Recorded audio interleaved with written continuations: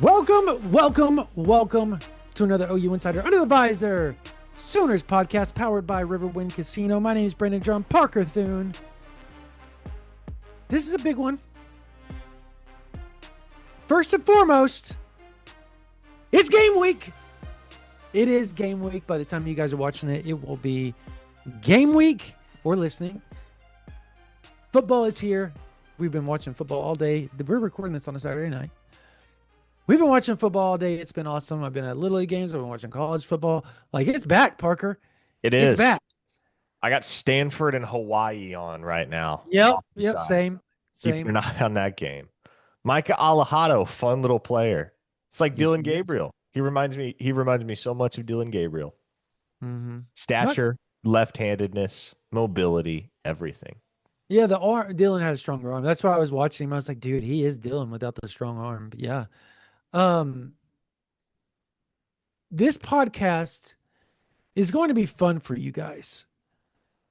One, because college football is back. We're all excited about that. Two, because for our members on OU Insider, we allowed them to ask us questions. We picked like 9 or 10 of them, right? Or 9 and 10 posts. A couple of them have multiple questions on them, but 9 or 10 posts that we're going to answer the questions and highlight our members. We are also going to be doing our predictions for the college football season for the University of Oklahoma. Run down that schedule list, break the games down for you how we figure they're not going to happen how we say it, but we're going to try to get as close as we possibly can and see where we end up with where Oklahoma stacks up with the rest of college football by the end of the season. Are they a playoff team? Are they not? National pundits, bunches of them. Would you say the majority of them think they're a playoff contender and or a playoff team at this point? I would say the majority of them consider them a playoff contender. Yes. Yeah. There are a few that have gone as far as to pick them to make the college football playoff. Yep. So it should be a fun podcast overall. If you want to be a member of OU Insider, you can go to OUinsider.com right now. Go to that top right corner, boom, click join now. It'll help you join. You can get the Athletic as well for a year, complimentary on us right now. That promo actually ends the day Oklahoma takes on Illinois State. So it actually ends in a week. I would take advantage of that. Other promo going on for you if you're a teacher. Email us from your teacher account. Teacher appreciation this week. Teacher appreciation. We thank you guys so much for everything you do. Rearing our youth, right? You are helping our youth become better human beings. And we thank you for that. So we're teacher appreciation. Email us ouinsider@rivals.com. We will send you a promo code to get OU Insider for $1 a month for 3 months. Same with college student. Doesn't matter if you go to Timbuktu University. Email us from your .edu. We will send you a promo code to get OU Insider for $1 a month for the first 3 months. All right. So before we get on to all this, we're talking predictions, reading our members' questions, answering them, Q&A like we promised, all of that. Parker, we got to pay some bills and thank some of our sponsors. We do. Riverwind Casino is our presenting sponsor on the Under the Visor podcast. Riverwind has been the OKC area's premier gaming destination for nearly 2 decades now, almost 3,000 electronic games, table games, bars, and dining options, plus the best live music in the metro. It's no surprise that Riverwind is always a good time. Also, thanks to Jana King, a proud partner of OU Athletics and the greatest team to ever clean, delivering spotless results from stadiums to any size business across the country. Check out which of their solutions is best for you or your business by going to janaking.com. That's JANIKING.com. And finally, a word for Brunt Workwear. If you aren't familiar with Brunt Workwear and you work a blue-collar job or spend a lot of time outdoors, you're going to want to get yourself a pair of Brunt's Marin work boots. These are no doubt the most comfortable work boots I've ever worn. And they felt comfortable right out of the box. No long, painful break-in like all these other brands. But they're not just comfortable. They're built to perform. Whether you need waterproof, safety toe, soft toe, pull-on, or lace-up, they've got options that can handle whatever job site you're working.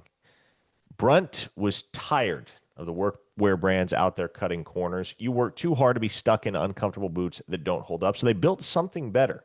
Boots that are insanely comfortable and built for any job site. Now, for a limited time, Our listeners get $10 off at Brunt when you use code OU Insider at checkout. Just head to bruntworkwear.com, use the code OU Insider, and you're good to go. And after you order, they'll ask where you heard about Brunt. Do us a favor, tell them the guys from OU Insider sent you. Yes, sir. Real quickly, I want to give a shout out. I promised a shout out a while ago. And I kept forgetting, and I promised it. I got to do it. To, I believe, Keith and Taylor. I want to say they are from or are they from Idaho? Avid listeners. Want to thank them for listening. They're coming down to the Michigan game. Uh, it'll be this. It'll be Keith's. It'll be Taylor's or Keith's first time, the dad, to ever be at an OU game, and it's OU Michigan. How about that? How about that? Everybody's Very, very coming cool. to the OU Michigan game, man. It's going to be a packed house that day. Packed house, as it should be for a rare matchup between two of the premier brands in all of college football, both of whom will be ranked at that point in time and likely ranked in the top 15. Yep. Very, very cool. All right, let's get into the first segment of our podcast, and that is us answering the questions from our members over at ouinsider.com. This is the Lindsay Street VIP Q&A for the podcast. Jesse Dyer 33. Thank you for being a member. What was one of the best moments you have seen at Oklahoma practice this fall? Who is the coach you miss seeing on Oklahoma sidelines that you would bring back if you could? The best moment that we saw. Man, that's I know mine. I'll go first if you need a go second. for it. Yeah, go for it. That's a good one. This just kind of I'm really not sure what this illustrates. What it either illustrates is that John Mateer is a very intense leader, or that John Mateer just has a ton of camaraderie and trust with his wideouts, or potentially both. But there was an instance at one point during an open practice where Deion Burks was not practicing that day. He was dealing with some back pain, and so he was not active for practice, but Mhm. he was still out there helping out. And there was a drill that the quarterbacks were doing where they're all throwing to a spot in the corner of the end zone. And Deion Burks was there catching the passes. He was the guy just standing still, catching passes, flipping them to the ball boys. And so at one point, Jet New flings him a pass, and it hits Burks' hands, and he drops it. And John Mateer, in the middle of all of this, he takes a few steps towards Deion Burks and goes, "Hey, catch the effing ball." I couldn't really tell whether it was sincere or whether it was, just John Mateer messing with Deion Burks. Either way, man, I was like, okay, it's fun to see this dynamic. It's fun to see this dynamic between Mateer Right. and his wideouts because whether it's sincere or whether it's sarcasm, it's something that he feels comfortable saying as a first year Yeah. guy at the University of Oklahoma who's been around for what, 6, 7 months at that point. I'd like to think it was sincere. I'd like to think that was John Mateer showcasing his leadership as this team's heir apparent at the quarterback position. But regardless, I thought that's definitely the moment from fall camp, at least in the open practice sessions, that stood out the most to me.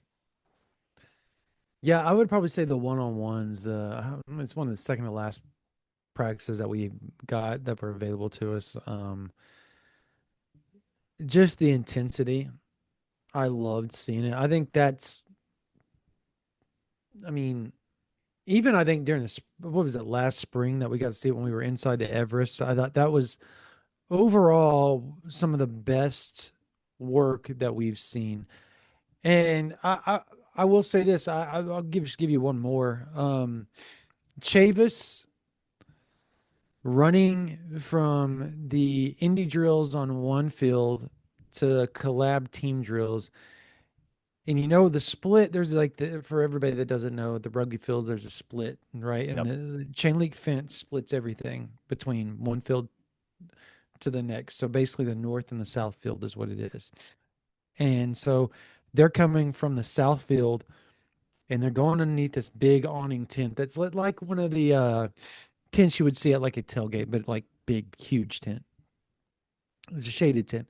And he comes up underneath it, comes up into the opening, and right as his foot hits into that north field, yeah, I just hear Chavis yell, "Hey, hey, bunch of pansies over here playing tag football. We're about to get after you know what?" And just was just getting after him, man. Like just ringing. He walked through that gate and just started talking his ish, man. Yeah. Just was talking his ish. And you want to know what? The funny part is that defensive line jumped right in along with him. And you want to know the linebacker that jumped in with him? I bet you can take one guess. Kip Lewis. Facts. Yeah. 100%. It was a D line and Kip Lewis, and they were just getting after everybody that was over there that was a wide receiver, tight end, quarterback, whatever. You guys play nothing but powder puff football, bunch of blah, blah, blah, blah. But I'm cleaning it up. I'm just telling you, I'm cleaning it up. But yeah, it Now, was probably my favorite moment. It was hilarious. now, which coach do I miss having out there? Man, you know me, Emmett Jones apologist, Yeah. but I do miss having Cale Gundy around. Love Kel. That'd be my Yeah, pick. I miss having Cale Gundy around. I Kel Gundy and Dennis Simmons. And again, biased as I'll get out with both those. I will admit, um, I'm still very close with Dennis Simmons. Like that's my guy to this day. Our kids are the same age. Our kids were friends. So like that it's a dynamic that you have. Like anybody that's has kids, when your kids become friends with somebody, you just by proxy become friends with their parents, right? Like it's just how it is. So yeah, that would be, and obviously Kel Gunny. Those are if I had to pick two, period, it would be those two. If there was a third, it would be Jamar Kane, Mm, just because I love Jamar. Like yeah. he is one of the coolest dudes ever to coach at the University of Oklahoma, without fail. All right, that was a good. I like that question. That was a fun question. Um, Thank you, Jesse Dyer, 33. All right, C Ray, 33. A lot of 33s around here. I don't know if that's like biblical because obviously Jesus died at age 33, and that's or it's just like a number that people just randomly pick. But there's a lot of whatever 33. I would love to really know the meaning behind Yeah, those. much as I would like to believe it's biblical, probably not. You're Probably probably just right. like an old sports number or something. You're probably right, but don't ruin it for me, Parker. All right. If you were going C to go Ray with a 30. number from the Bible, the age at which Jesus died probably isn't the first one that comes to mind. You're probably right, but I'm hoping it was. All right, C Ray 33 said, give your best predictions with information gathered up to this point. All right, number one, leading receiver in stats, leading rusher in stats for this year. So we'll go with that one first. Okay. I will say, I'll say Dion Burks. How about this? 833 Very yards. nice. Um, and I'll say touchdowns. I don't know. 7 touchdowns. I'll say seven. Um, 33 and 7, very biblical numbers. Um, Rushing, Jaden Ott, I'll go 11-27 and 13 rushing touchdowns. Because I think John Mateer is going to get quite a bit of rushing touchdowns Yeah, this year.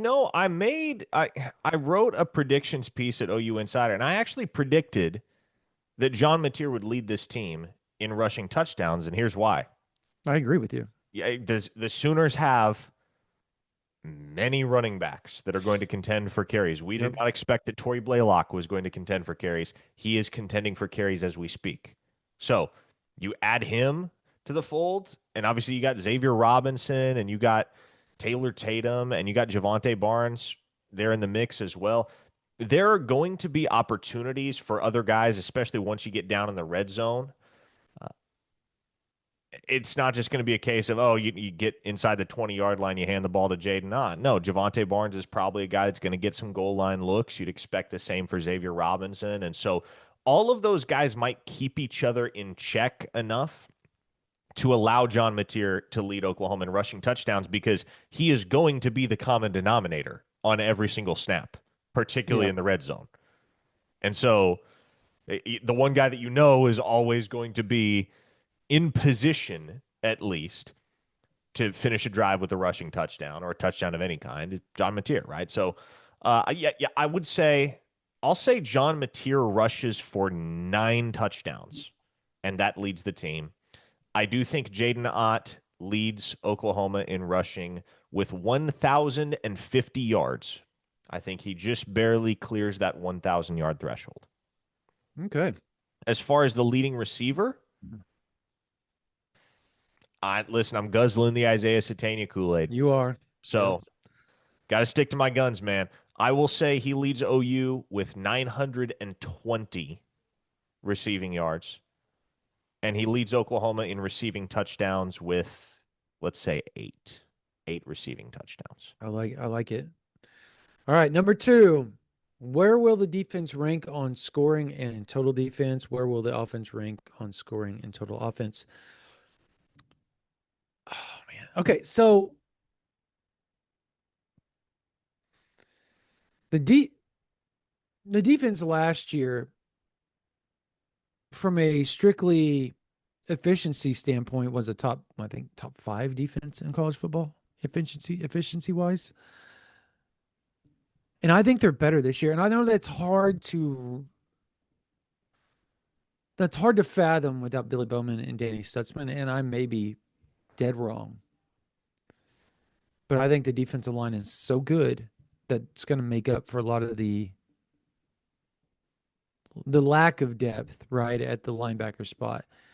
So having said all that, if they can get Eli Bowen back healthy, if Gentry Williams stays healthy the whole year, gosh, I hope he does, man, because he's really good when he's healthy.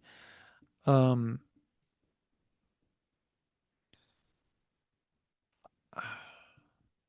I'm gonna say they're like 17th overall because I think they're top 20 for sure. Um, and I'll say that's probably in total defense and scoring defense. Where they ranked last year in scoring? Wasn't it like 33 or something like that? I don't Were, recall. were they 20? Were they top 20 in scoring I don't defense? recall. I don't either. Neither here nor there. Yeah. I mean, if we're going ballpark here, I would say reasonable ballpark offensively for Oklahoma. I think I don't know. Like to me, I don't know that this is going to be the type of offense that puts up ridiculous yardage totals week in, week out because I don't like the types of offenses that do stuff like that are offenses that operate with ridiculously fast tempo, i.e. Jeff Levy's offenses, right? So Right. Ben Arbuckle isn't going to be no huddling on every single snap. So I would say Oklahoma probably finishes a modest 35th, 40th in total offense. But I think when it comes to scoring, I think they rank a little bit higher. Let's say 22nd in the nation in scoring offense. I think they're going to be upper echelon. 22nd when you're looking at a pantheon of FBS teams that includes 136 programs. That's pretty dang solid. So, and I think defensively, I would wager that they're in pretty similar I vicinities was when it comes close. to both scoring defense and total defense. I will say they're between 10th and 15th. Let's say 12th. 12th in scoring defense, 14th in total defense. Okay, so I said 17th in total defense, and I said they were actually 35th in scoring defense last year. They were top 20 for Which is sure yeah, which in is total actually defense. pretty impressive when you consider the fact that they were on the field a ton a year ago. They will not be on the field as much this year. They won't need to be. All right, so they were 23rd in total defense last year. All right, so yeah, I'll say 17th in total defense. In scoring defense, I'll say 25, somewhere around there. So obviously top 20 in scoring defense, top 25 or top 25 total defense, top 25, or top 20 in total defense, top 25 in scoring defense is where I'll put it. Offensively, I'll say they are top 20 in total offense, 25, top 25 in total offense. I'll say top 30 in scoring offense. And I think that's about where they have to be if they want to make the playoffs and contend for like an SEC title, because I think you match that up with the defense, you're going to win ball games. Yeah. I mean, that's just the way it is. All right. Let's finish this off with Mr. C Ray here. Um, the last one is what players in the year, this is a good one. It's tough. What players in the year with awards, and what are the awards? Example: Heisman, Thorpe, Bicknerick, O'Brien, etc. Mm. I know where he's going. He wants us to say John Mateer is going to win the Heisman. He wants us to pull out a Josh Payton and be like, I got John Mateer for the Heisman. You want to know what? John Mother Mateer is winning the Heisman. I'm Oh calling boy. it. I'm doing it. I'm doing it. I'm kidding, by the way. Oh, you are? Man, No, I I'm was like, kidding. No, I'm not. I know. I'm love kidding. it. I'm serious. I'm serious. I'm serious. Seriously. No, no. I'm gonna call my shot. I think John Okay. Mateer's winning the Heisman. Okay. Why not? I don't know. I don't know if there's going to be a Sooner that wins a national award this year, You're probably right, actually. But which whatever. is fine. Obviously, if Oklahoma makes the playoff, if Oklahoma gets to the 12-team playoff field, I don't think anybody cares how many individual awards members of this team win at the end of the season.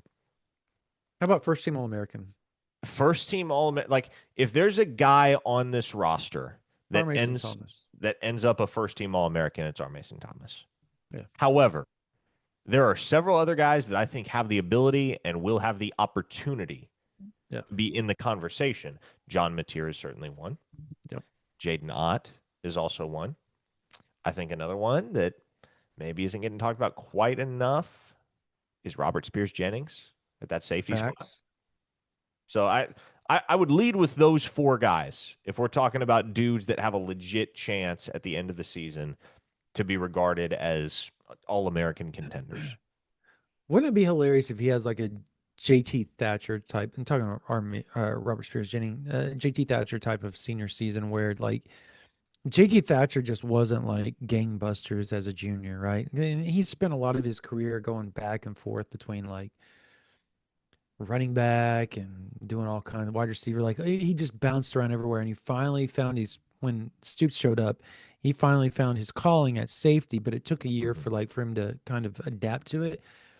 In 2000, though, he was just one. He's one of the best punt returners I've ever seen, outside of Antonio Perkins, right?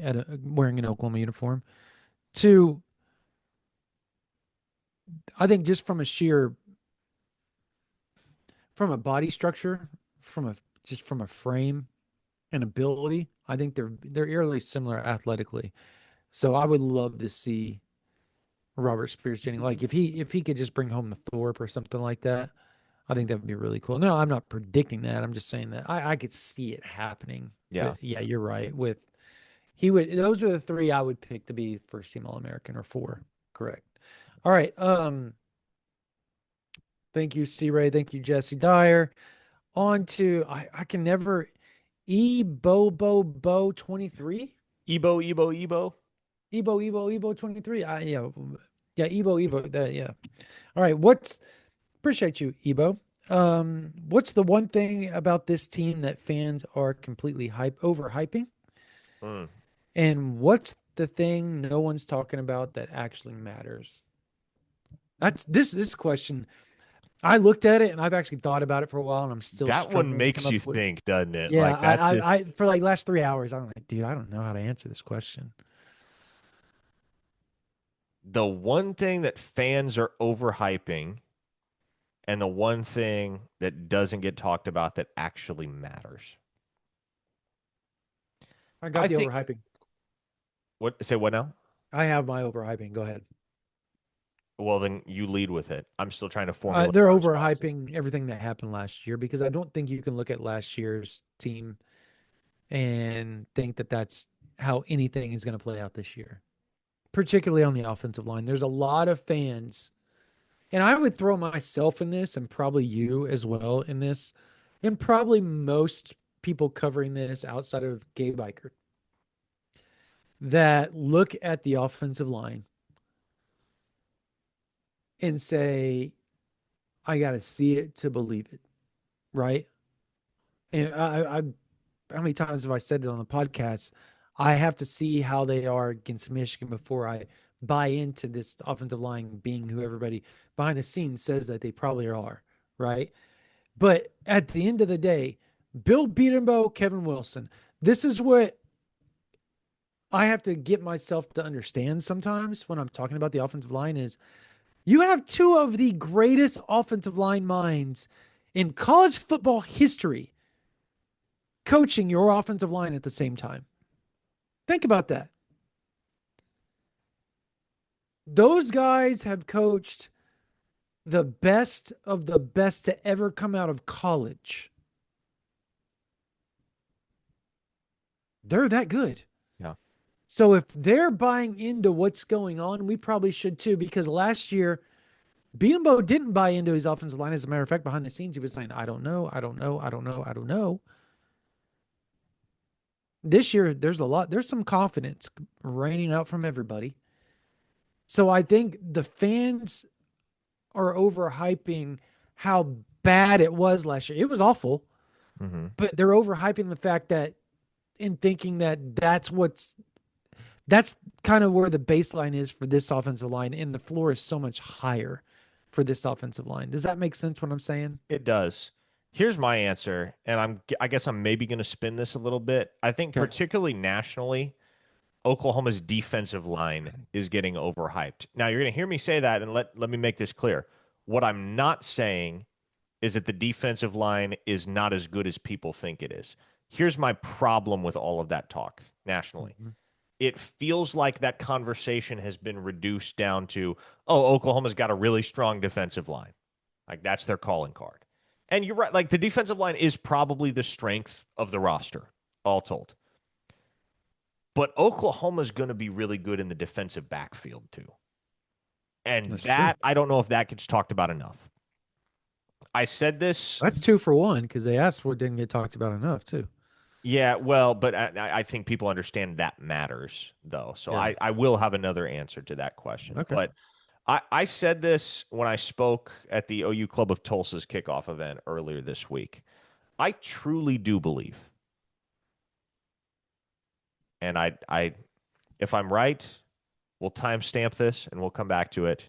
If I'm wrong, hopefully everyone forgets I ever said it. But I truly do believe that Cortland Guillory has the chance to be one of the greatest cornerbacks that's ever worn the crimson and cream. I think that highly of him.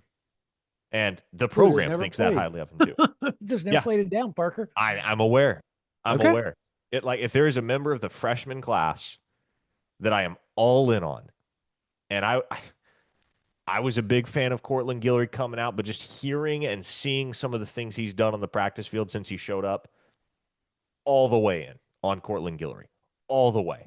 And when you add a guy like that to a secondary group that also features guys that have played great football before at Oklahoma, and Gentry Williams and Robert Spears Jennings and Peyton Bowen, kicking big off seasons from Jeremiah Newcomb and Davon Jordan at the corner position, from Reggie Powers at the safety position.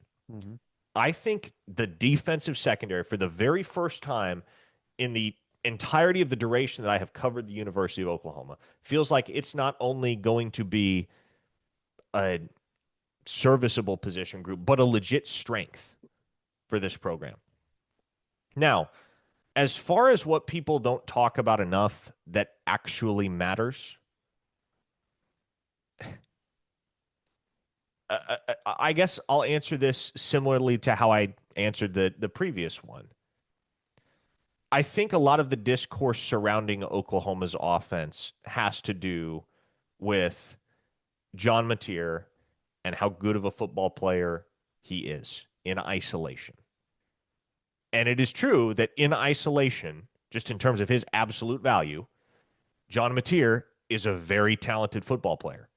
Yeah. However, what's going to make John Mateer's life substantially easier and enable him to play at a very high level for Oklahoma in 2025 is that he has easily the most talented stable of receivers that he has ever thrown the football to. And that right there, that I think, and 2024 plays into this, Brandon.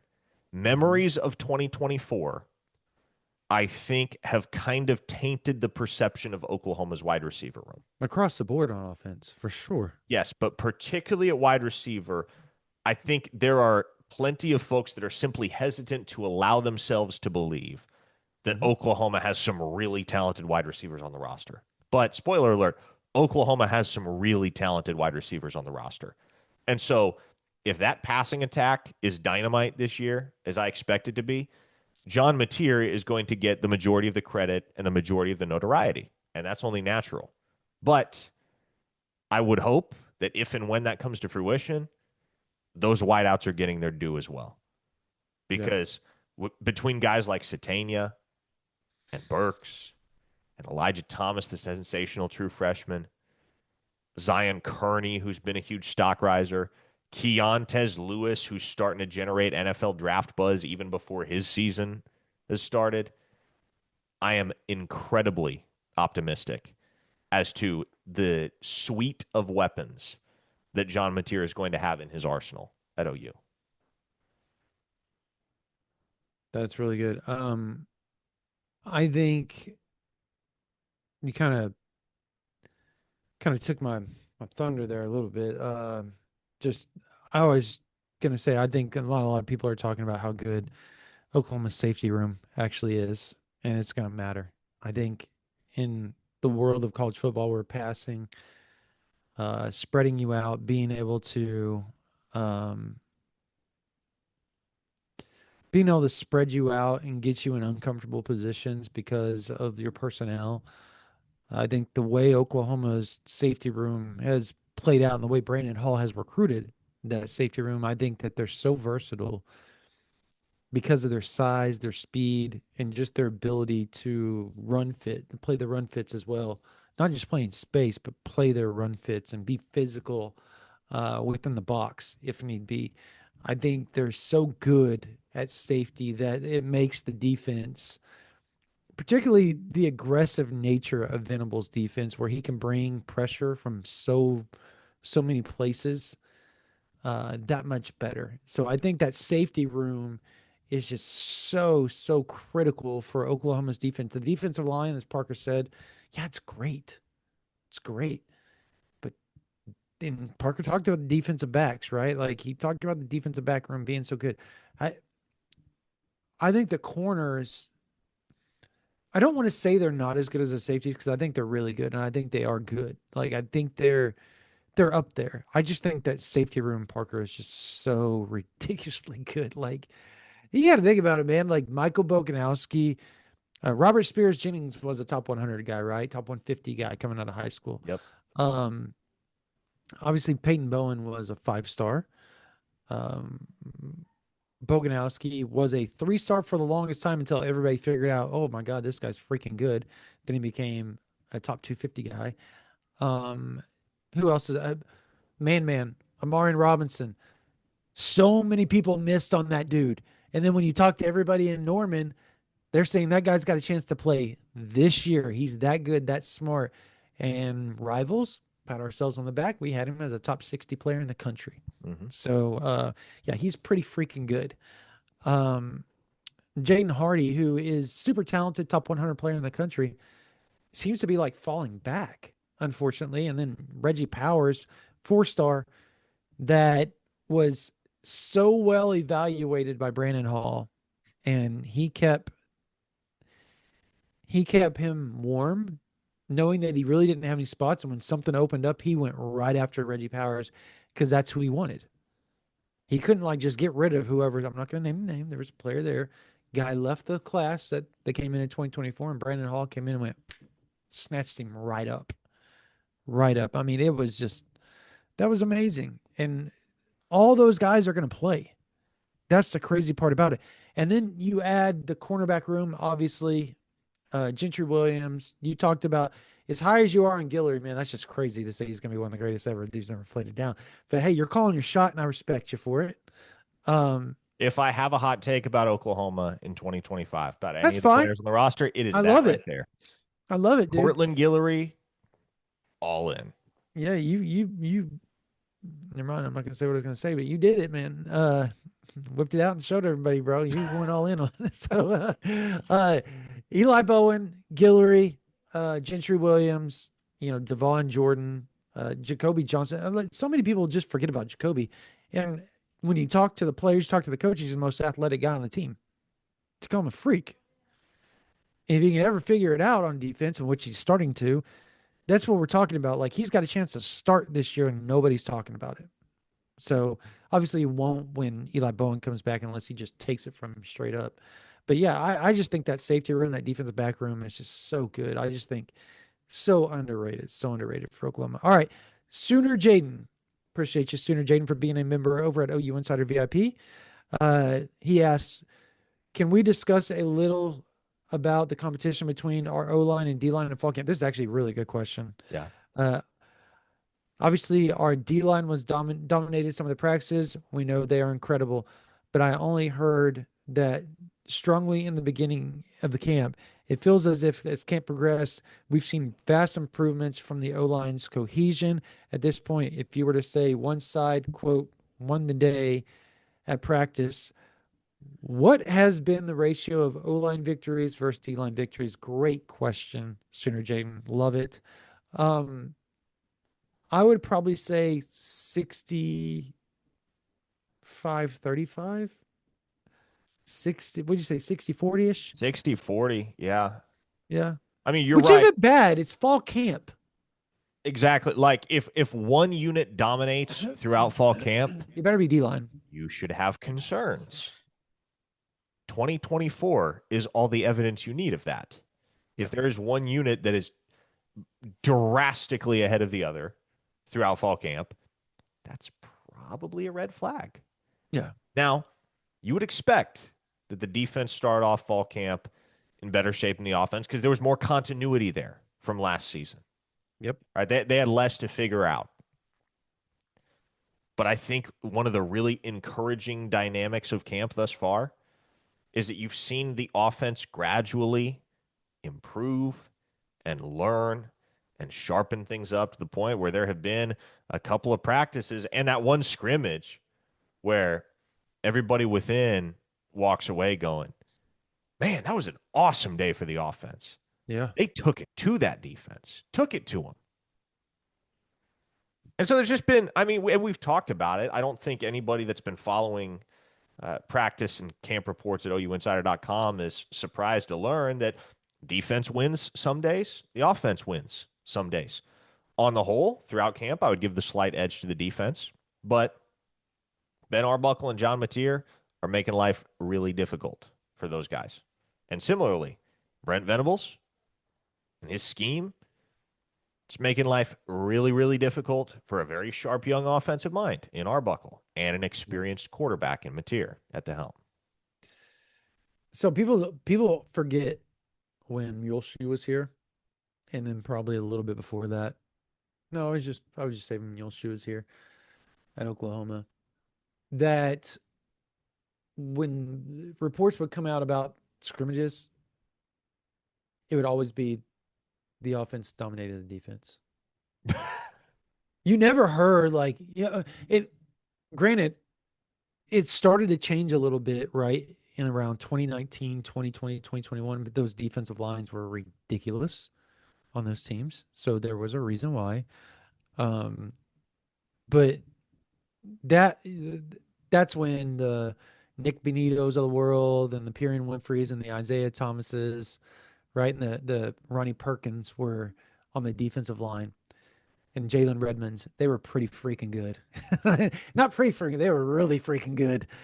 So It changed then, but for the most part, you would still hear like if the defensive line wasn't stuffing the run, the offense was passing at will all over that defense, and they had a bunch of NFL dudes on the defensive backfield. So that's the weird part about it. But this is a good thing that it's 60-40. For one, defense wins championships. So you need the defense to be good. Yeah. Well, and here's what I would tack on to kind of close the loop on this point. When you have some back and forth between the offense and defense, you have to have some sort of control variable that allows you to process and understand what it's going to look like on the gridiron come Saturdays. Because Yeah. you can have solid back and forth between the offense and the defense, and that could mean both units are great. It could mean both units are decent. It could mean both units are terrible. All it means is that they're on similar planes, right? And so I think knowing what we know about the Oklahoma defense and the fact that they are bringing back 8 of 11 starters and look to be deeper, I would say, than they have been at any point throughout Venables' tenure thus far, to take what we know about Oklahoma's defense and use it as a frame of reference to guide our expectations for the Oklahoma offense, hearing all of the things that we've heard leads me to believe that Oklahoma's going to have two pretty dang competitive units Yeah. that are legit good and legit capable of winning a ball game on any given Saturday with their performance. All right. We only got five more questions here. Jay Sums 81. How do you think Brent Venables is handling the offense getting better of the defense more regularly in this camp? Does it make him happy as a head coach, or does it drive him crazy as the DC? I remember hearing stories about Saban blowing up at Lane Kiffin, obviously, for running plays and practices that would show up his defense. Curious how that dynamic is going this camp after the defense dominating so much in 2024. Here's the thing: is it drives Brent Venables crazy. I've heard like I don't know that he's done it so much this year, but even when he wasn't quote the DC, Ted Roof was the DC, even though Brent Venables was the one really calling the shots. He used to have this microphone, right? That he would sit around. You remember the microphone days with Brent when he Yeah. would sit around and yell Oh, in the yeah. microphone? I gotta tell you, it would drive him nuts when Lebby's offense would just and Gabriel would just be torching him like up a wall. I think as he's become more of a head coach, yes, it still drives Brent crazy. He's a defensive coordinator at heart. He loves his defense. But I'll tell you this, I've talked to so many people on offense, and it's not just last year, it's not just the year before. Like all the trouble that Jackson Arnold had last year with all the exotic blitzes, and they were trying to get him ready for the SEC and all that type of stuff. Venables has been doing that this whole time. It never bothered Dylan Gabriel, right? Didn't bother Dylan Gabriel. It hasn't bothered Michael Hawkins this year, and it hasn't bothered John Mateer this year. Have they made mistakes? Yes. They've thrown interceptions, of course. But I think as the offense became more cohesive, I think after last year, you see Brent Venables more open to the fact that, hey, this offense has to be pretty good for us to win the way that we need to win. I can't just lay it all on the defense. And so I think last year, in a weird way, not just from an injury standpoint and the development of all the young guys that are going to get to participate this year and play and contribute in a big way for Oklahoma to win, but I think it also had a profounding effect on Brent Venables as a head coach because I think he saw just how important it was for the offense to be a very, very, very big part of them winning. And it's not all defense all the time. So I think I think it actually, I think he's changed. He's obviously not thrilled when John Mateer is hitting, Isaiah Satania or Deion Burks for an 80-yard touchdown. That's not going to make him happy because that means something happened on the back end of the defense that wasn't supposed to happen. However, the other side of him as a head coach is thrilled that the offense did that and they have confidence. So I think there's two sides of it, and I think there's a lot of balance. So I don't think it really upsets him the way that it used to. So, all right, Mile High Sooners, appreciate you. Obviously from most likely from Denver, Colorado. I'm assuming Mile High Sooner. Appreciate you being a member of OU Insider VIP board, Lindsay Street. Um, do you think John Mateer's first touchdown will come through the air or ground? Second, what do you think his celebration dance will be? I'm going with the money line shuffle. That's pretty good. Uh, it's going to be running. I Really? think yes, I think John Mateer. I'm probably going to be wrong. I probably just jinxed it. And he's probably going to do it through the air now. It's probably going to be like an 80-yard pass or whatever. But whatever. Um, Regardless, I think he's going to have a very. If you want to know the type of season John Mateer is going to have, rewind and go and watch 2019 Jalen Hurts Mm. because I think they're very similar in playing styles. They're very similar body frame, very similar. Everything that they do is very similar. They're very mature players, just like Jalen was super mature. They're very mature leaders. Even though they're fun guys, they're mature leaders. And they're both just brutally physical on the field. It's what made Jalen Hurts great. It's what makes John Mateer great. So, regardless of the fact if he scores it in the air or on the ground, I still think he's going to have a 15 to 20 running touchdown type of season this year. What does Oklahoma always try to do first drive of the season? Try to take the top off. They try to hit on a shot play. Yeah. They try to hit on a shot play. Now, they've pulled it off once that I can recall in the Venables era. It was in 2023, and it was Andrel Anthony over the top, and he would have gone the distance if he hadn't been interfered with and forced to make a diving catch at about the 20-yard line as opposed to catching on the run and waltzing into the end zone. I think Oklahoma hits on the shot play this year. Really? I think they hit on the shot play, and I think it's John Mateer to Deion Burks for the first touchdown of the season. Good call. That just reminds me, man, of 2005. I'm sitting in the student section. I turned to my buddies and I said, the first play is going to be Paul Thompson play faking it and trying to hit Travis Wilson over the top. And that's exactly what happened. And he overthrew Travis Wilson. And that proceeded to be a prologue to what was about to happen the rest of the year.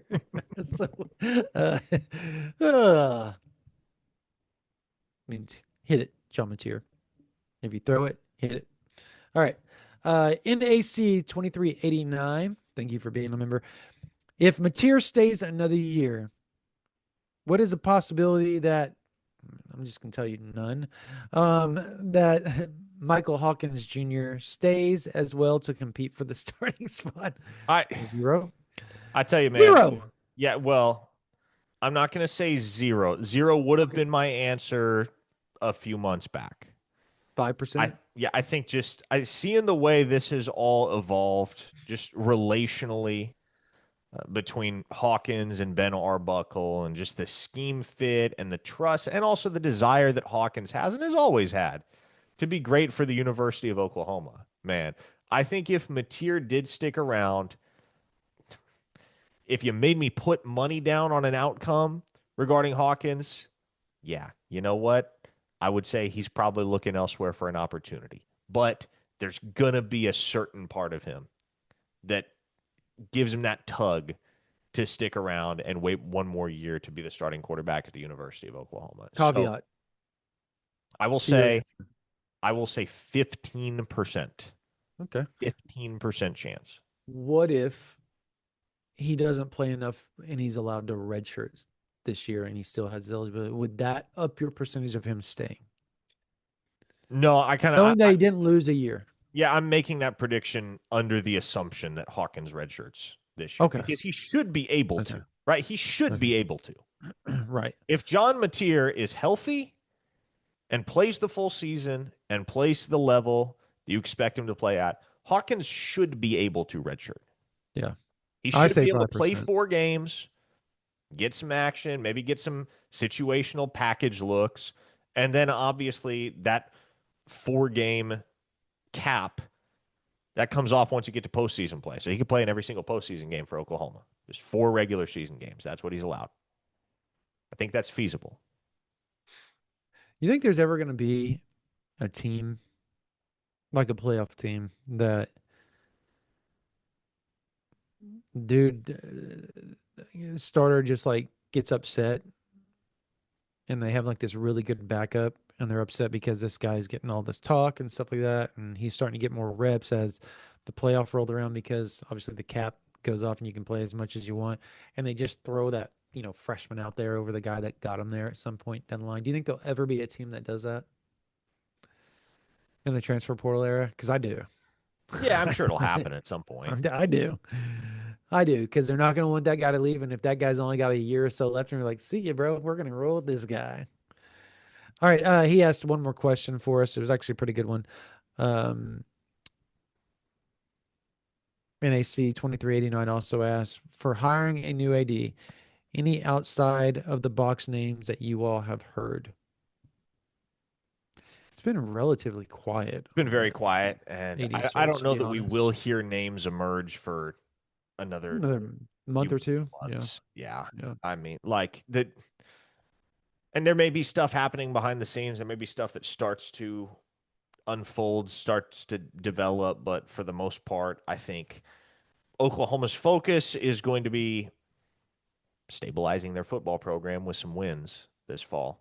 Yeah. And then on the heels of that, really getting allowing the rubber to meet the road on the AD search come December, I would say. Yeah. Not that you can't do both at once, but I haven't gotten the sense that this is going to be something that OU really goes full throttle on right away amidst Yeah. the football season. I think it'll be more of a slow burn, and it can be. Yeah. It's there's no reason to hurry. I agree. All right. Stimmac OU. Appreciate you for being a member. The question is, do you guys have any DFW regional guys that cover recruiting for you? So do you guys always have to travel to Texas? So you guys don't always have to travel to Texas. I have 2 years before I retire from the Navy, and I want to go ahead and get into recruiting. I mean, we have stringers that we use every now and then, depending on the situation. So hit us up. We might be able to use you uh, down the line. OUinsider@rivals.com. Go ahead and email us, and if there becomes a opening and or we need somebody to get somewhere, we can probably get you credentialed and get you in there if we need you to go take photos or whatever. Would love to have that, particularly on National Signing Day. I mean, that's still a big deal. So My very uh, first day at OU Insider was National Signing Day in December of it 2020. was. I remember you went. I sent you to Caleb Caleb and and Ethan Ethan Downs. Downs. Yep, Yep. that's what it was. Yep. Where was I at? Where was I? I was out of state. Where was I? Who would I go see? I could not tell you. I don't recall. I do not recall. Super weird. All right. Anyways, so I went somewhere. I can't remember. Either that or it was like or snow. Didn't like snow or ice really bad that day. It I think it was did. snowy. Yeah, the weather Yeah. was not great. Yeah. Yeah. All right. I digress. I was neither here nor there. That was very crazy. Um. All right. Final answer here. Final question. What away 44? One of our favorite members on OU Insider. Always positive, what away. You're always positive. We love it. No, I'm just joking, man. We enjoy you. We enjoy you. Name a player or players on both sides of the ball that no one is talking about that is going to surprise this season. Oh, this is fun. Um, That no one is talking about. Now we got to be careful with this because there are guys that we have started talking about that probably don't qualify anymore.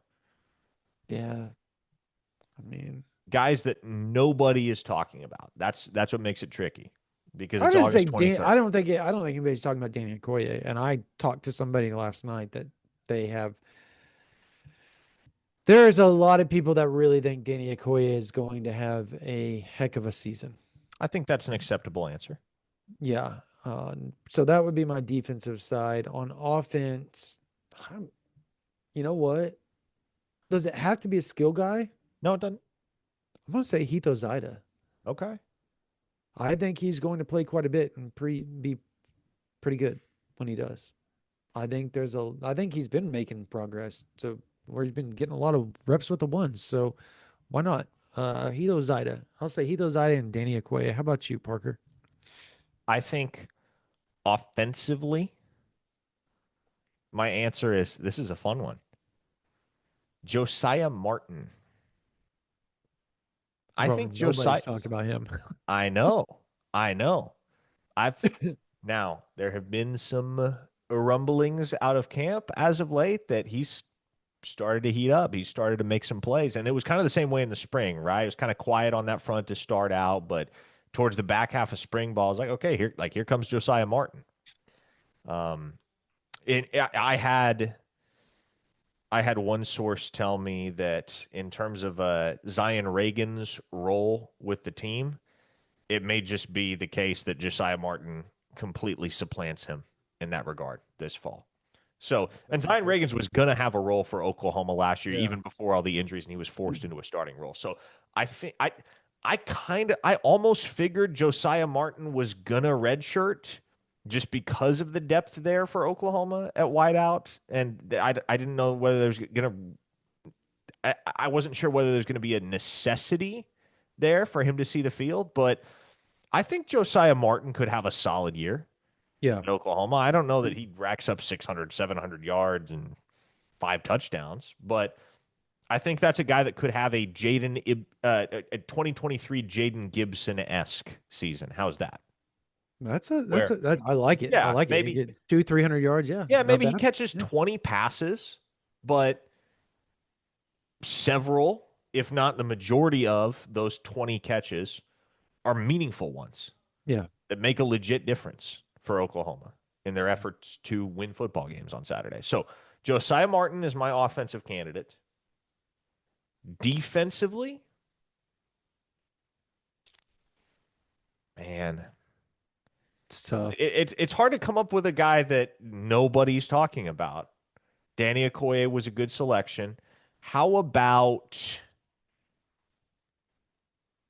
how about Sammy Omosigho? That I there hasn't been a lot of talk to this point in camp he had a rough start. Yeah. About Sammy Omosigho. Yeah. I'm a believer though. I'm a believer in Omosigho, and like he's going to have to play. Right, there are going to be snaps for him in this defense because you got to have more than two linebackers. Can't just be Kobe McKenzie and Kip Lewis. I think there will be opportunities for Samuel Masigo over the course of the season to flash some of the really exciting traits that make me believe by the time he's done at Oklahoma, he's going to make some incredibly meaningful plays for this program. So I, it may be the case that the majority of those plays don't come until 2026, but I think Omasigo could have a really, really nice year just based off sheer athleticism, Yeah. propensity for being around the ball, and also the increased opportunities that are going to come his way by default this year. Love it. Hey, that is the end of our Q&A from our OU Insider VIP members. If you're not a member of OU Insider VIP, it's real simple. You go to ouinsider.com, you click on the top right, to join now. Boom, it'll send you to another little page, and you click join, and you can sign up $1 for the first week. And you also get through August 30th, this promotion lasts. You get the athletic complimentary for a whole year as well when you sign up. So it's a 2-for-1 deal. $1, and then after the $1 for the first week is $11.99 a month. It's literally 2 trips to Starbucks. Like, and actually, it's less than trips to Starbucks.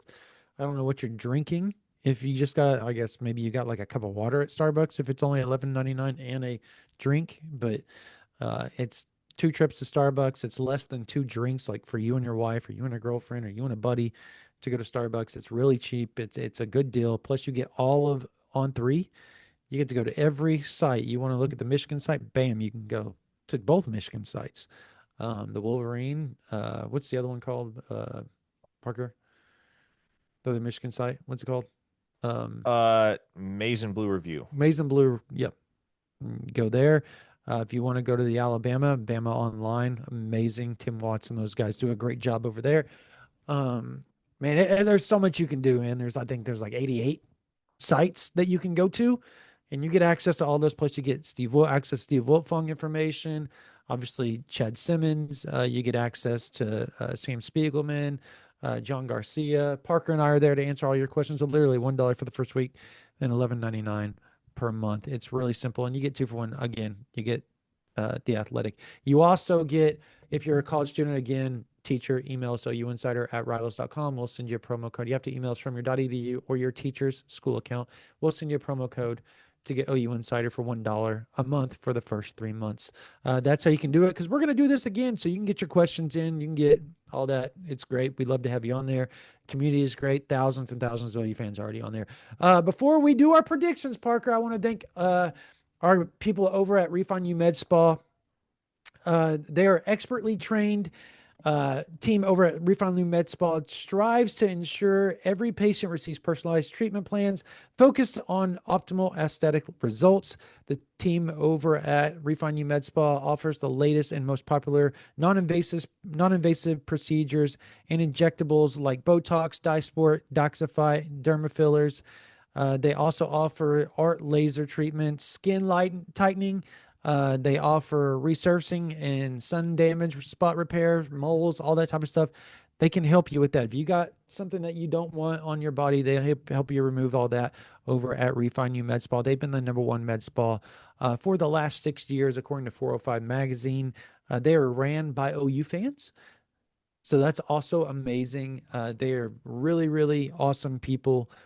So make sure you give Refine U Med Spa a call for a free consultation to do whatever you want to do. You can lose weight. You can, your wife, your girlfriend. It's great for any sort of, I guess, like birthday or Christmas gift or Valentine's.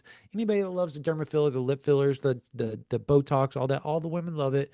Go ahead, give your wife, give your girlfriend a gift today from Refine U Med Spa. All you have to do is give them a call at 405-849-5391, or you can go online to refineukc.com for a free consultation, set all that up, or get the gift cards or whatever. So again, 405-849-5391 or refineukc.com. They don't sell procedures, they sell results. All right, Parker, prediction time. I think let's get it out of the way. OU is going to start out 1-0. Oh, I was about to say we're doing game by game, right? Yeah, game by game, buddy.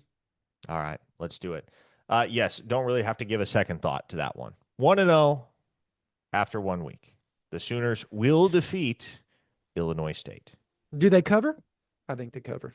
I don't know what the line is. I haven't seen it. I don't yes, either, but they they'll cover. Yeah, still cover. They cover. All right.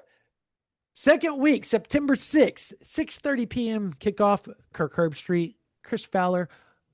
The Bros are going to be there. I'm assuming College Game Day is probably going to be in Norman, Oklahoma, I would guess. It will be shocking if they're not. Michigan Wolverines, Michigan men are coming to town.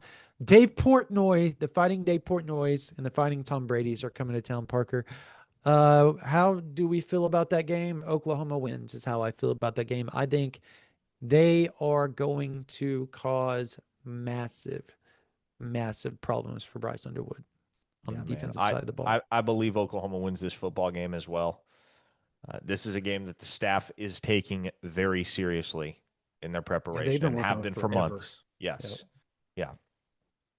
And it's one of those games, quite frankly, where just looking at the way these two teams stack up, I think it's going to be a competitive football game.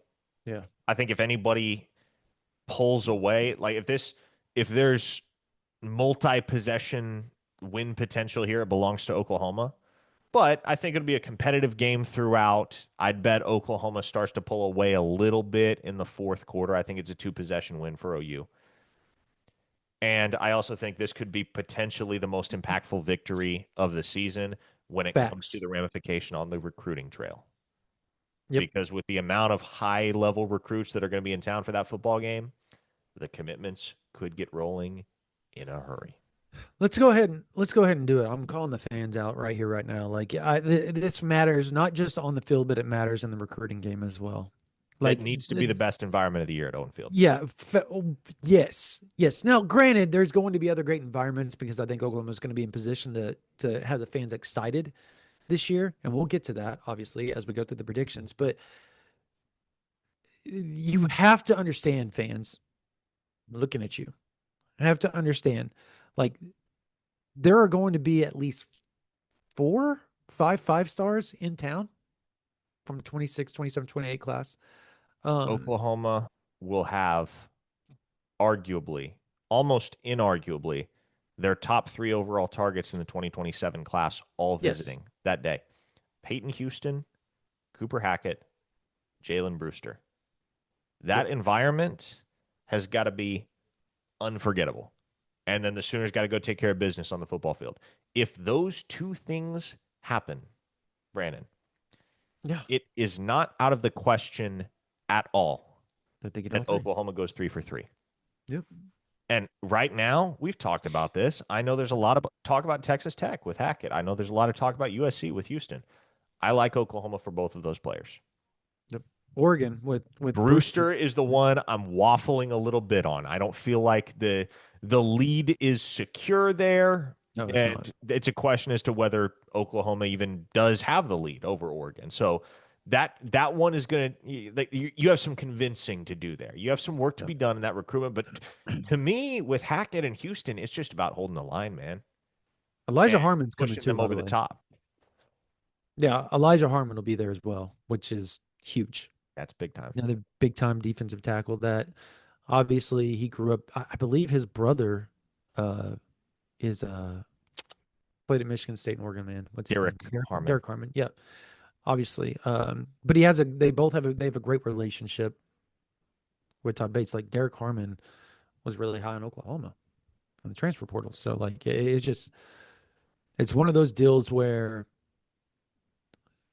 you just have to be on your P's and Q's as an OU fan, and just know that you got to be intense. The place has got to be rocking because if it is and Oklahoma pulls out the victory versus Michigan on national television, it doesn't just change the narrative for Oklahoma in the recruiting trail.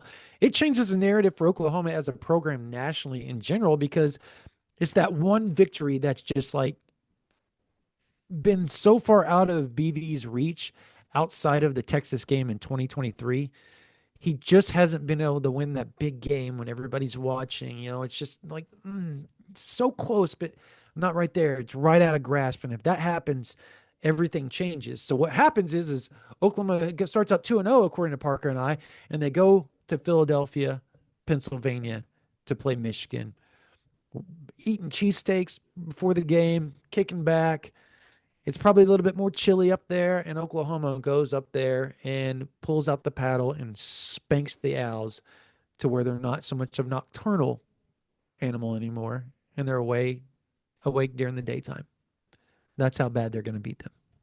Not really following you on that word picture, but I was just saying because the Owls are out at night. I do Yeah. agree. I do agree. That's another, again, not one that requires more than a singular brain cell. You don't have to overthink that one. Oklahoma's going to beat Temple. So 3-0, 3 and and I 0. believe if Auburn beats Baylor in week one, I think they come in undefeated as well. This is a top 25 matchup. Do you not agree with that? Let me look at their schedule before I keep going on. Hold on. Let's Oop. keep in mind here Auburn lost to Cal in non conference play last year, and they lost to New Mexico State in non conference play the previous year. Bro, they play So South Alabama and Ball State. If they beat Baylor, they're coming in undefeated. Okay. South Alabama did come to Stillwater, Oklahoma, and hand it to the Oklahoma State Cowboys a couple years ago. So I'm just saying, like, you cannot take anything for granted with Auburn. We've learned this from experience. Should That's they fair. be 3 and But 0 coming into Norman, if indeed they're able to forge past Baylor? Sure, but man, I don't know what to think of Auburn. I don't know what to think of Auburn. be that as it may, Jackson Arnold is returning, which is going to be fun. And look, I really hope he doesn't get booed because I don't think he deserves to get booed. He's going to He's inevitably. going to. I know it, but I really don't want him to because he doesn't deserve to get booed. He last year was last year. He didn't exactly have the best of cards handed out to him. His deck was light, a bunch of two of clubs essentially when he's lining up out there trying to play poker, and his hand sucked. Um, whatever. I think Oklahoma beats Auburn at home. I think it's close just because Auburn has a way. Their defense is really good. That's why. I I think that one could get ugly, Brandon. Like, I think that's a game Oklahoma wins by multiple possessions. No, I I think Oklahoma could have run away from Auburn. I think if they win, I think they win by like 13 or so. But I just think it's close for a while just because the defense for Auburn's good. You 4 don't think 0, their defense is good? Yeah, Oklahoma's 4-0 though, regardless. and then they got Get, Kent State in week 5. yeah, no So brain cell. The worst team in college football. Next, 5 5 and and 0. 0 going to the Red Red River River. Showdown in Dallas, Texas. Go ahead. What you got? I believe Oklahoma is going to beat Texas this year. And here's why. Okay. 2 reasons. One, And the I think quarterback. I think Texas is being oversold. Not by much. Like this is still a playoff contender, don't get me wrong. I don't expect this team to crash and burn. But I think there are still more questions than answers in my mind about that Texas team, especially on the offensive side of the ball. And I don't know if I trust them as much here in 2025 as many of the members of the media nationally do. I also think that, especially when you look at recent history, A, when Oklahoma isn't crippled by some sort of miserable circumstance, i.e., last year, 2022, they've owned Texas for the most part. Yeah. You want to talk about crippling circumstances, you can also look back at the previous time that Texas won the game in 2018, and Mike Stoops was kind of the the crippling circumstance there. That defense was the crippling circumstance. And then, of course, Oklahoma went and they got their lick back in the Big 12 championship game against the Longhorns. So, like to me, when you factor in also the reality that Texas hasn't beaten Oklahoma in back-to-back years since 2008-09, I think this is a team that is going to be, for one thing, just the on-field product is going to be vastly different from what it was a season ago. Yeah. And I also think all of those guys that were on the field last year and took part in that beating at the hands of the Longhorns in Dallas are going to be that much more motivated to come out and get the job done. And so I like Oklahoma to start the season 6-0 with a victory over the Longhorns in the Cotton Bowl. What if I said that of the two teams,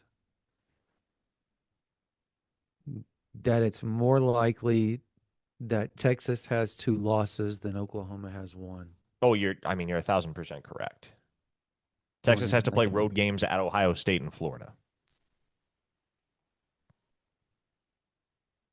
I'm not predicting that. I'm just saying, like, the odds of it are greater for Texas to have two losses going into that game than Oklahoma having one, only having played Michigan at home, and then the rest of their schedule. That's my point. Um, and obviously Auburn, but um, I have Oklahoma beating Texas as well.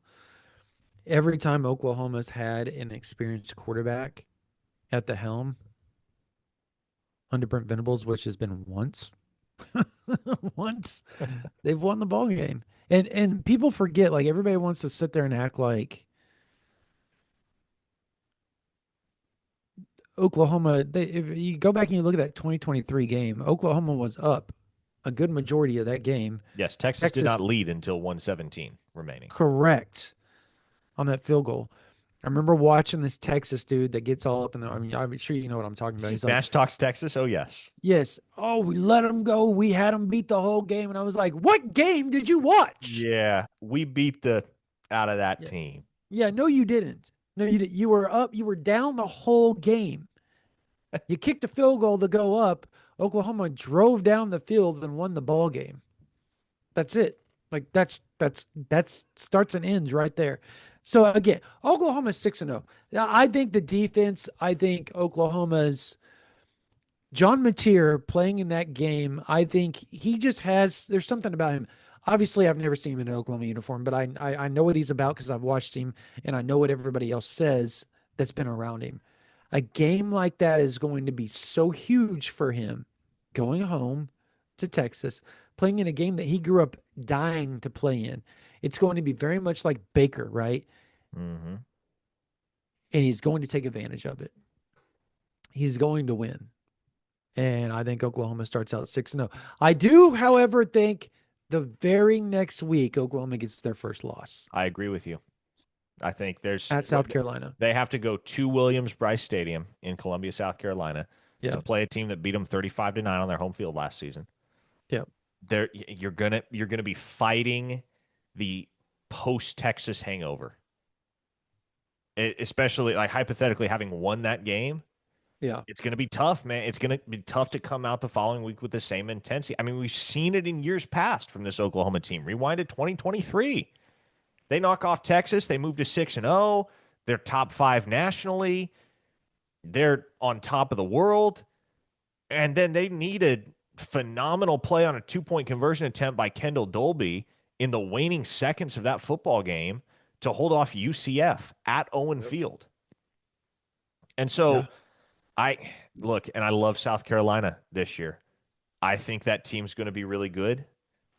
The strides they made last year makes those make me feel like there is another, and I don't even know whether you can call it a breakthrough year for South Carolina, but I think they level up even a little bit further with Lenoris Sellers returning. And yeah, they lost some pieces, but you still got one of the absolute best defensive ends in the country in Dylan Stewart. You're going to be playing in front of a raucous home crowd. Shane Beamer can coach some ball, man. Yeah. I I think Oklahoma's undefeated run comes to an end in South Carolina. I agree. Um, yeah, it's just not much to say. Lenore Sellers is really good.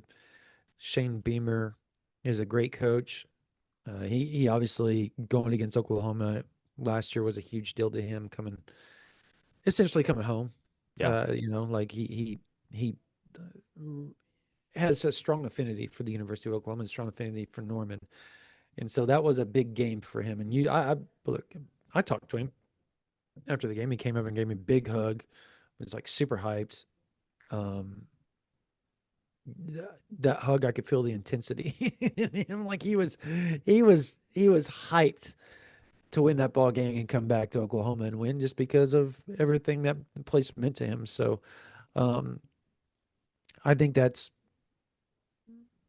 just a tough place to play, man. Just overall, and Lenore Sellers, like QB bifocals he's a dude, man.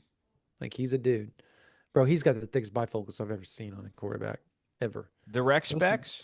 the rec specs are freaking thick, bro. Like I and respect for the rec specs. Like that is some Horace Grant type ish, bro. And he looks good wearing them. So, um, Ole Miss. See, this was tough for me because at this point now I'm trying to find two more losses for 9-3, right? Like Oh, it's I mean, hard. wait, It's you hard. mean you didn't think this through ahead of time? No, I did. I did. Promise you. Okay. So it was tough. Okay. Because I don't want to give it away, but I think Oklahoma beats Ole Miss. I think I they do win that too. That's ball. why I said this is tough. So I like, trust John Mateer and I trust that Oklahoma offense more than I trust Austin Simmons and that Ole Miss offense. And Oklahoma obviously gets this game at home this year, and that's the difference in my mind. yeah, I look. I think Ole Miss's defense is really good. I think Austin Simmons, you know, he's a Mensa member. He's super smart, but at the same time, Oklahoma's defense, he's still young. Like this is his first year to ever start. So like he is going to have it. He's gonna have some problems in Norman. Brent Venables' defense is gonna give him some problems, and I think that's the difference. Oklahoma comes out on top. They are now 7-1 going to Knoxville, where I think, as odd as it is, because I was like, oh, Oklahoma cannot be 10-2. They cannot be 10-2. They got to be 9-3. And here I am. I'm going to say that Oklahoma beats Tennessee at Tennessee. Their quarterback situation is a crapshoot out there. They're going to be good on defense. I don't know where they are offensively. And I think that is a Yeah. bad combination going against Brent Venables. I think there's a regression coming for Tennessee offensively. I think Yep. there's an overall regression coming for Tennessee. To me, that's the type of SEC team that you look, you put them in any other league, they're probably a double-digit win team. But in the SEC, having to play the schedule that they play and having to face the caliber team that they face week in, week out, they strike me as like a 7-5, maybe 8-4 type team in Yeah. 2025. And I do think Oklahoma goes out to Neyland Stadium and gets it done. It's And 8-1. that's 8-1 at that point. I have a feeling we're going to be in lockstep here with Right. regard to how these last 3 weeks of the season go. Oklahoma loses against Alabama the next Yeah, week. man, and man, you'd love to believe that the It was Sooners really goes. easy for me. You'd They're love to believe losing. they can go down to Bryant-Denny, especially at that point if they're eight No, and I think one they can and win. I staring. just don't Yeah, think they oh yeah, will. if they're 8-1, staring a potential bye in the college football playoff down the barrel, you'd love to believe that they can go down there and win, man. But that Alabama team, after what happened to them at Owen Field a season ago, boy, they're going to take this one personal. Big circle. Yep. And now you get them in Tuscaloosa. I just think that's a really really tough draw. You're going into a hornet's nest down there, and I like the Crimson Tide in that one. So I'm with you. Um, Here's the thing. Ty Simpson, I think, has a really good season. I think there's a lot of people that question whether he's going to be this or that, but I think he's going to have a really good season. Uh, I think he has a really good game against Oklahoma. I think it's a close ball game. I think Oklahoma scares the living crap out of them. I think Bama comes out. I think it's going to be a lot like Georgia was last year. Remember, Bama came out and they just jumped all over Yeah, Georgia in Bryant-Denny Stadium, and then all of a sudden things started to turn because they had it. Georgia had a good quarterback, has a lot of gumption, right? And that gumption brought them back, coupled with some good defensive plays. And I think that's what you're going to see happen here. I think Bama is just going to come up, or OU is going to come up just too short, and Bama gets their revenge and sends Oklahoma back to normal at 8-2, facing Missouri, where they choked that crap away last year in Columbia. And I think Oklahoma not only just takes care of business, Parker. I think I think they just, oh my gosh. What's the dude's name from Simpson? The wears the glasses? Starts with M. Nelson, or is it? no Oh my idea. Never gosh. watched The Simpsons. Can't help you. Anyways, well, that's who. Never mind. I'm not gonna say that, but uh, I just think that they take it to him, Yeah, and they take it to him good. I I just think Oklahoma's pissed. I think oh that they're defense is pissed. pissed. I don't think I think Oklahoma has this game circled on their schedule because they know that they gave that thing away last year in Columbia, and they This should have is been. Yeah, this is the one game on the schedule. It's just inexcusable if you lose. It's on your home fact. field. That team should not be anywhere close to as good as they were a season ago.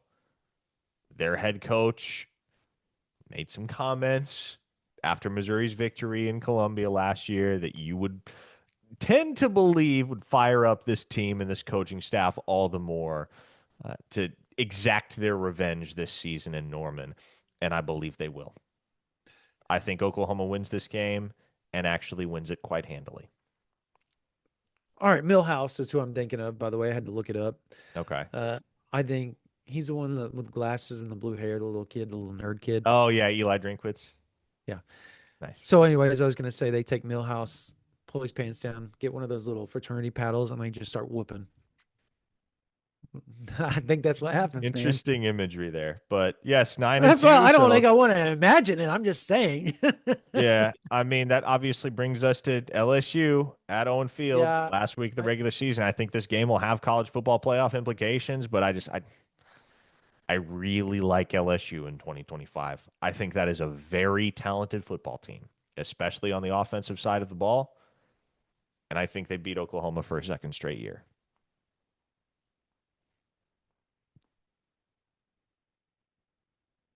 I don't. Oh, here we go. You're going 10 and 2? Are you going 10 and 2 here? Come on. Oh, okay. So I want to just tell everybody, like, I've been on this eight, and Parker can vouch for that. I've been on this 8-4 train forever. We got him, Forever. folks. All We got huh? him. We got him I drunk on the Kool-Aid a week before the I season. know what happened was I saw all the national pundits, and so I started doing a little bit more research, and I was like, dude, am I just so negative on Oklahoma that I'm just not seeing this correctly? And I guess I think LSU plays in the SEC title game. I do. I think they're looking forward to that. I think they know they got it. I think they come in with one loss. And I think Oklahoma gets them because they're like, well, it doesn't matter if they win or lose. They're going to the SEC championship. That game doesn't matter. Because if they win the SEC title game, guess what? They're still going to be a 1 or 2 seed and they're going to get home field advantage. It doesn't matter for them, is what I think is going to be happening. And I think Oklahoma gets them. And that's why. I also think that Oklahoma feels like they have to win this ball game because they're not playing for the SEC title game, right? I think it's Georgia and LSU for the SEC title game. And so, and for the longest time, I had Texas. In my preseason picks at SEC Media, I had Texas and Georgia winning the SEC title game. I have since retracted that, and I'm going LSU, Georgia, and I have Georgia still winning the SEC title. But I don't know, my light just went out. But anyways, um, yeah, I just think Oklahoma does what they're not supposed to and wins the ball game and comes away 10-2. And do you have Oklahoma making the playoffs, Parker? Why or why not? It's very hard to say. I don't feel like I can. I don't feel like I can make that prediction because it's going to depend so heavily if indeed Oklahoma goes 9 and 3 in reflection of my prediction. It's Yeah. going to depend so heavily on what some of the other resumes look like on Selection Sunday. Yeah. And if indeed Oklahoma closes out the regular season with a loss to LSU, that's probably leaving a bad taste in the committee's mouth. Like if you go 9 and 3 with that schedule and you win the last couple games of the season, I think you're in pretty good shape. Recency bias is a real thing. And so if indeed Oklahoma loses the final game of the regular season at the hands of the Tigers and Brian Kelly, then it's a very interesting conversation on Selection Sunday, but it is a conversation, right? Oh, it's a conversation. Yeah. At that point, Oklahoma's given themselves a very serious chance to be in the field. And that's all you can ask for, especially with a schedule like this. If it falls your Yeah. way, great. If not, I don't feel you're walking away from the 2025 season terribly disappointed about how it unfolded. I feel so stupid saying 10-2, but I'm calling it because look, if they don't go 10-2, I said 8-4 forever. And even though I called my shot here, I'm going to take some blasting, but I said 8-4 for a long time. I was negative, but I'm falling in the way of the national media, and I'm on the OU train now, and I'm riding it high, Parker. So I have them going to the playoffs. I think I have them obviously 10-2 with their SEC schedule. They would probably get a home game. I think they'd win that home game, whoever it would be against. But I don't think they make it out of the second round. I just don't. I don't see it. I just think at that point, quarterfinals, they're done. Now, I guess you just never know if they make it. You never know, but that'll be a fun ride. It'd be great for business, Parker. Oh my God, it'd be great for business. But that's gonna do it for this version of the OU Insider Under the Visor Sooners podcast. I hope you guys enjoyed the Q&A with our members. I hope you guys enjoyed our predictions 10-2. 9-3. I had them in the playoffs. Parker has them on the playoff conversation. On the Neither one bubble, of us if you will. on the bubble, if you will, which is, look, we're both lockstep with the national media. Some of them have them in the playoffs. Some of them have them on the bubble. So we're right there with what everybody else has Oklahoma right now. So we're not crazy. Some people might think we're crazy. My wife thinks I'm crazy, but you know what? It is what it is. I don't think I'm crazy. But She knows you better than thank you. anyone, so there Yeah, might be she's probably something right. to it. She's probably right. She's probably right. But as crazy as I may be, and Parker may be, we hope that you join us over at ouinsider.com. Again, $1 for the first week. And if you go right now, you click on ouinsider.com, you go click on the join right up there at the right top, boom. You get, if you go over to the left, there's a complimentary button that you can click and get the athletic complimentary of OU Insider and on 3 for a whole year on us. 2-for-1 deal. It's a great deal. So go give us a try. We'd love to have you join the thousands of people. The community is awesome over at ouinsider.com. You can start your own thread. You can ask Parker and I questions. You can question somebody else. You can have debates. We've been debating a lot of stuff over on ouinsider.com right now. Like, what is it? Mount Rushmores of positions. We've been debating the greatest moments in Sooners history. All sorts of stuff. But come over there to ouinsider.com. Join us. If you're a college student, send us an email from your .edu. If you're a teacher, send us an email from your teacher's account to ouinsider@rivals.com. Both of you all, we will send you a promo code to get OU Insider for $1 a month for the first 3 months. All right. For Parker Thune, my name is Brandon Drum. Thank you guys for watching this version of the OU Insider Under the Visor Sooners podcast powered by Riverwood Casino. You guys have a blessed night.